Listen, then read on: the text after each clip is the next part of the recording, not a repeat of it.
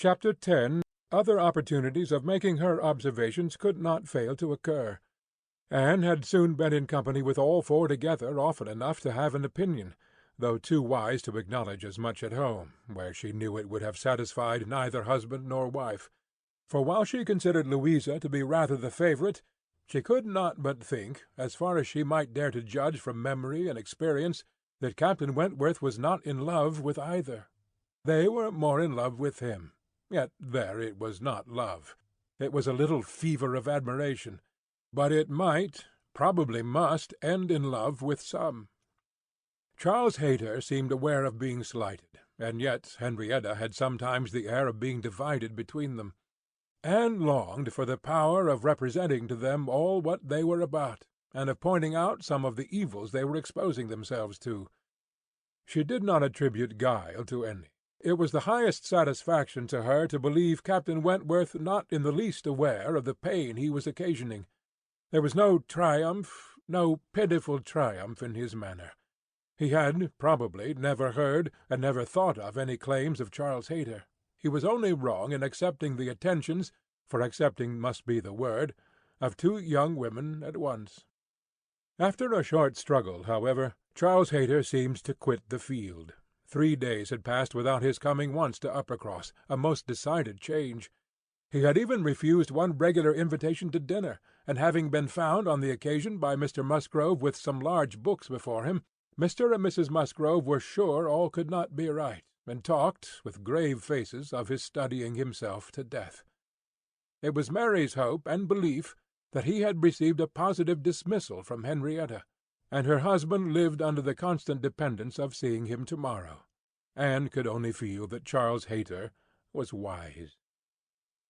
One morning about this time, Charles Musgrove and Captain Wentworth being gone a-shooting together, as the sisters in the cottage were sitting quietly at work, they were visited at the window by the sisters from the mansion-house. It was a very fine November day, and the Miss Musgroves came through the little grounds, and stopped for no other purpose than to say that they were going to take a long walk, and therefore concluded Mary could not like to go with them; and when Mary immediately replied, with some jealousy at not being supposed a good walker, "Oh, yes, I should like to join you very much. I am very fond of a long walk," Anne felt persuaded by the looks of the two girls that it was precisely what they did not wish, and admired again the sort of necessity which the family habits seemed to produce of everything being to be communicated, and everything being to be done together, however undesired and inconvenient. She tried to dissuade Mary from going, but in vain, and, that being the case, thought it best to accept the Miss Musgroves' much more cordial invitation to herself to go likewise, as she might be useful in turning back with her sister, and lessening the interference in any plan of their own. "I cannot imagine why they should suppose I should not like a long walk," said Mary, as she went upstairs. "Everybody is always supposing that I am not a good walker, and yet they would not have been pleased if we had refused to join them. When people come in this manner on purpose to ask us, how can one say no?" Just as they were setting off, the gentlemen returned. They had taken out a young dog who had spoilt their sport, and sent them back early. Their time and strength and spirits were, therefore, exactly ready for this walk, and they entered into it with pleasure.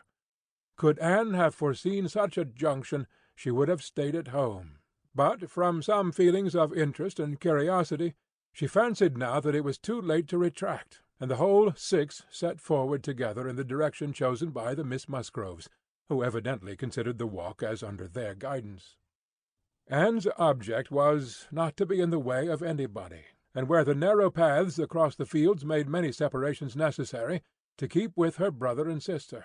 Her pleasure in the walk must arise from the exercise and the day, from the view of the last smiles of the year upon the tawny leaves and withered hedges, and from repeating to herself some few of the 1,000 poetical descriptions extant of autumn, that season of peculiar and inexhaustible influence on the mind, of taste and tenderness, that season which had drawn from every poet, worthy of being read, some attempt at description, or some lines of feeling.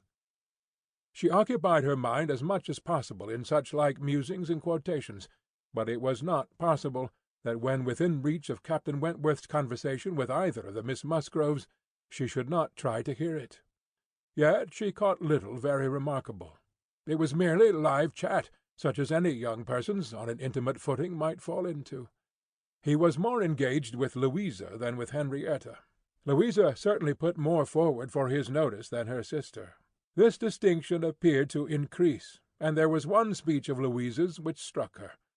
After one of the many praises of the day, which were continually bursting forth, Captain Wentworth added, "What glorious weather for the Admiral and my sister! They meant to take a long drive this morning. Perhaps we may hail them from some of these hills. They talked of coming into this side of the country. I wonder whereabouts they will upset today. Oh, it does happen very often, I assure you. But my sister makes nothing of it. She would as lieve be tossed out as not." "Ah, you make the most of it, I know," cried Louisa. "but if it were really so, I should do the same thing in her place.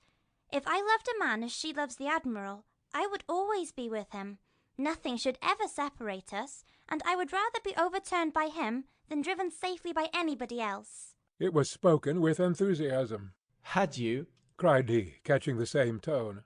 "I honour you." And there was silence between them for a little while. Anne could not immediately fall into a quotation again. The sweet scenes of autumn were for a while put by, unless some tender sonnet, fraught with the apt analogy of the declining year with declining happiness, and the images of youth and hope and spring all gone together, blessed her memory.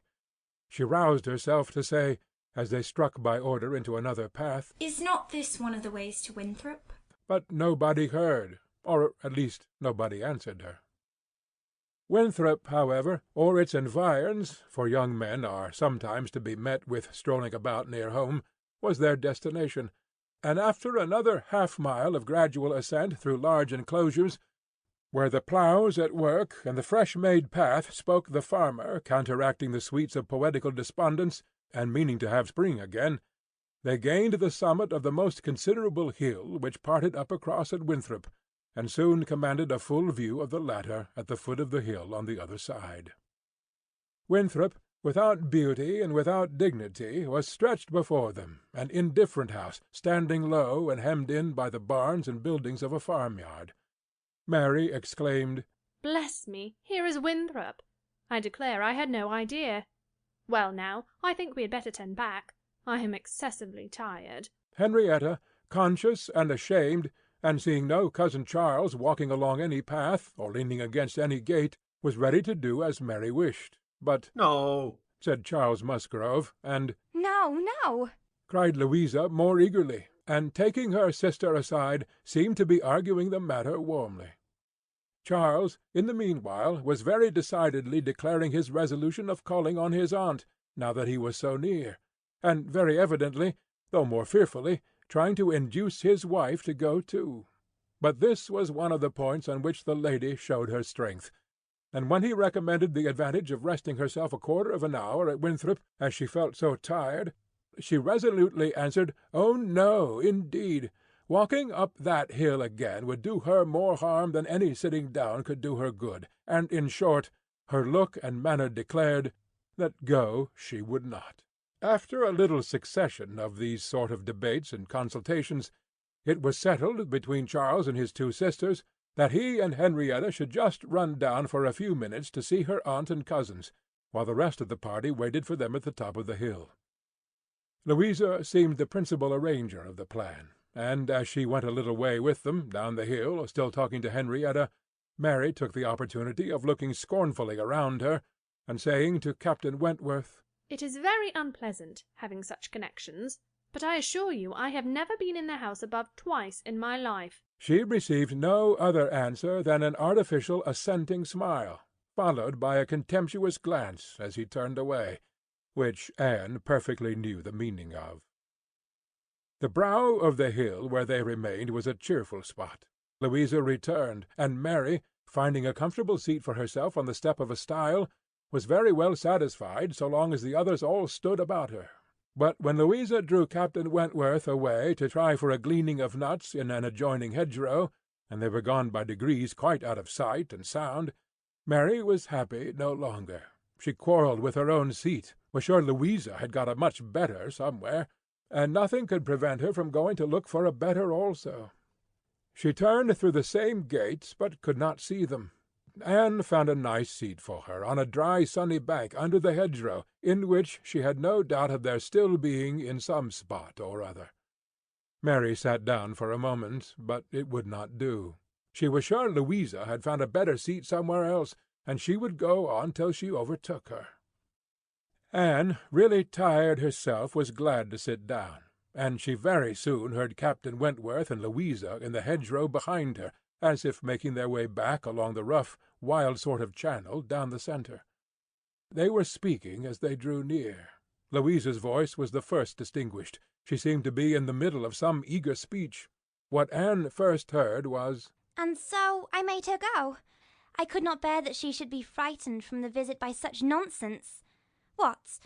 Would I be turned back by doing such a thing that I had determined to do, and that I knew to be right, by airs and interference of such a person, or of any person, I may say?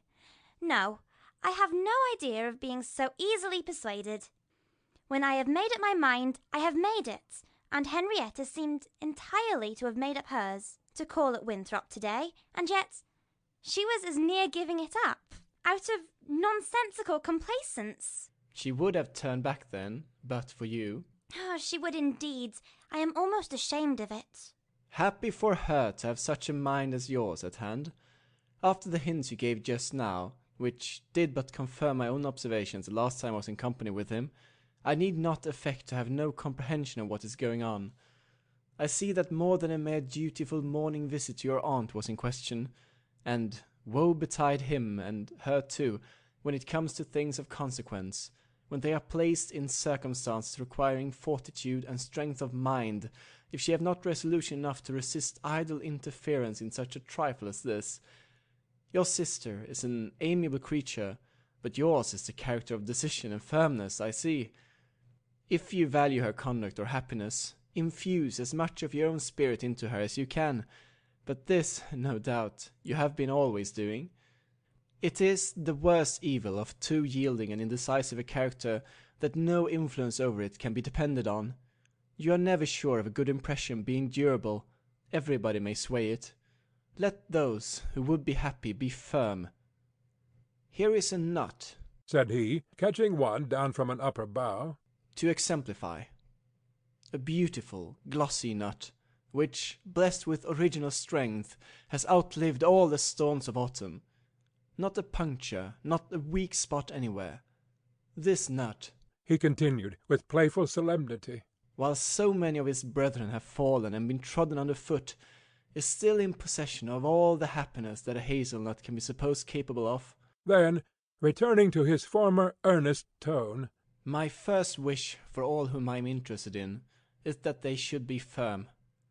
If Louisa Musgrove would be beautiful and happy in her November of life, she will cherish all her present powers of mind. He had done, and was unanswered. It would have surprised Anne if Louisa could have readily answered such a speech, words of such interest, spoken with such serious warmth.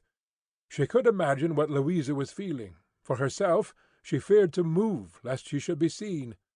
While she remained, a bush of low rambling holly protected her, and they were moving on.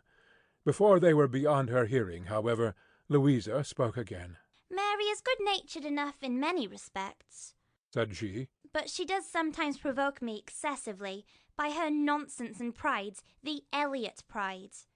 She has a great deal too much of the Elliot pride. We do so wish that Charles had married Anne instead. I suppose you know he wanted to marry Anne." After a moment's pause, Captain Wentworth said, Do you mean that she refused him? "Oh, yes, certainly." When did that happen? "I do not exactly know, for Henrietta and I were at school at the time, but I believe it was about a year before he married Mary. I wish she had accepted him. We should have liked her a great deal better, and Papa and Mamma always think it was her great friend Lady Russell's doing that she did not. They think Charles might not be learned and bookish enough to please Lady Russell, and that, therefore, she persuaded Anne to refuse him." The sounds were retreating, and Anne distinguished no more. Her own emotions still kept her fixed. She had much to recover from before she could move. The listener's proverbial fate was not absolutely hers. She had heard no evil of herself, but she had heard a great deal of very painful import. She saw how her own character was considered by Captain Wentworth, and there had been just that degree of feeling and curiosity about her in his manner which must give her extreme agitation. As soon as she could, she went after Mary, and having found and walked back with her to the former station by the stile, felt some comfort in the whole party being immediately afterwards collected and once more in motion together. Her spirits wanted the solitude and silence which only numbers could give. Charles and Henrietta returned, bringing, as may be conjectured, Charles Hayter with them. The minutiae of the business Anne could not attempt to understand. Even Captain Wentworth did not seem admitted to perfect confidence here. But that there had been a withdrawing on the gentlemen's side and a relenting on the ladies', and that they were now very glad to be together again, did not admit a doubt. Henrietta looked a little ashamed, but very well pleased. Charles Hayter exceedingly happy, and they were devoted to each other almost from the first instant of all their setting forward for Uppercross. Everything now marked out Louisa for Captain Wentworth. Nothing could be plainer, and where many divisions were necessary, or even where they were not, they walked side by side nearly as much as the other two. In a long strip of meadow-land, where there was ample space for all, they were thus divided, forming 3 distinct parties, and to that party of the 3 which boasted least animation and least complaisance, Anne necessarily belonged. She joined Charles and Mary, and was tired enough to be very glad of Charles's other arm. But Charles, though in very good humour with her, was out of temper with his wife. Mary had shown herself disobliging to him, and was now to reap the consequence, which consequence was his dropping her arm almost every moment to cut off the heads of some nettles in the hedge with his switch. And when Mary began to complain of it, and lament her being ill-used according to custom in being on the hedge side, while Anne was never incommoded on the other, he dropped the arms of both to hunt after a weasel which he had a momentary glance of, and they could hardly get him along at all. This long meadow bordered a lane, which their footpath at the end of it was to cross, and when the party had all reached the gate of exit, the carriage advancing in the same direction, which had been some time heard, was just coming up, and proved to be Admiral Croft's gig. He and his wife had taken their intended drive, and were returning home. Upon hearing how long a walk the young people had engaged in, they kindly offered a seat to any lady who might be particularly tired. It would save her a full mile, and they were going through Uppercross. The invitation was general, and generally declined. The Miss Musgroves were not at all tired, and Mary was either offended by not being asked before any of the others, or what Louisa called the Elliot pride could not endure to make a third in a one-horse chaise. The walking party had crossed the lane, and were surmounting an opposite stile, and the Admiral was putting his horse in motion again, when Captain Wentworth cleared the hedge in a moment to say something to his sister. The something might be guessed by its effects. "Miss Elliot, I am sure you are tired," cried Mrs. Croft. "Do let us have the pleasure of taking you home. Here is excellent room for 3, I assure you. If we were all like you, I believe we might sit 4. You must, indeed you must." Anne was still in the lane, and though instinctively beginning to decline, she was not allowed to proceed. The Admiral's kind urgency came in support of his wife's. They would not be refused. They compressed themselves into the smallest possible space to leave her a corner, and Captain Wentworth, without saying a word, turned to her, and quietly obliged her to be assisted into the carriage. Yes, he had done it. She was in the carriage, and felt that he had placed her there, that his will and his hands had done it, that she owed it to his perception of her fatigue, and his resolution to give her rest. She was very much affected by the view of his disposition towards her, which all these things made apparent. This little circumstance seemed the completion of all that had gone before. She understood him. He could not forgive her, but he could not be unfeeling.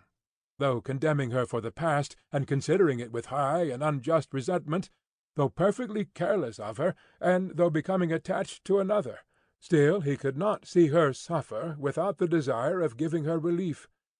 It was a remainder of former sentiment. it was an impulse of pure, though unacknowledged, friendship. It was a proof of his own warm and amiable heart, which she could not contemplate without emotions so compounded of pleasure and pain that she knew not which prevailed.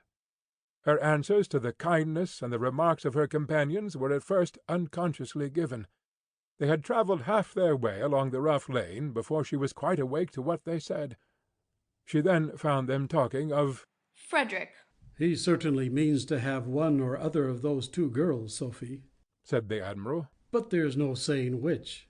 He has been running after them two long enough, one would think, to make up his mind. This comes of the peace. If it were war now, he would have settled it long ago. We sailors, Miss Elliot, cannot afford to make long courtships in time of war. How many days was it, my dear, between the first time of my seeing you and our sitting down together in our lodgings at North Yarmouth?" We had better not talk about it, my dear, replied Mrs. Croft pleasantly.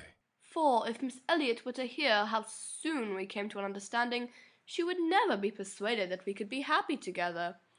I had known you by character, however, long before. "Well, I had heard of you as a very pretty girl, and what were we to wait for besides? I do not like having such things so long in hand. I wish Frederick would spread a little more canvas and bring us home one of these young ladies to Kellynch. Then there would always be company for them, and very nice young ladies they both are. I hardly know one from the other." Very good-humoured, unaffected girls indeed, said Mrs. Croft in a tone of calmer praise, such as made Anne suspect that her keener powers might not consider either of them as quite worthy of her brother. "And a very respectable family. One could not be connected with better people. My dear Admiral, that post. We shall certainly take that post." But by coolly giving the reins a better direction herself, they happily passed the danger, and by once afterwards judiciously putting out her hand, they neither fell into a rut nor ran foul of a dung-cart. And Anne, with some amusement at their style of driving, which she imagined no bad representation of the general guidance of their affairs, found herself safely deposited by them at the cottage.